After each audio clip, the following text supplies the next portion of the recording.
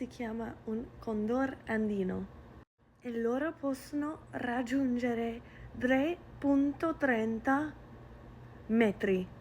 Uff, sono grandissimi e la coppia rimangono insieme per tutta la vita. Ciò per dire che quando uno muore, l'altro anche si muore. Se hai visto un condor andino, lasciami un commentario e ci vediamo. Ciao!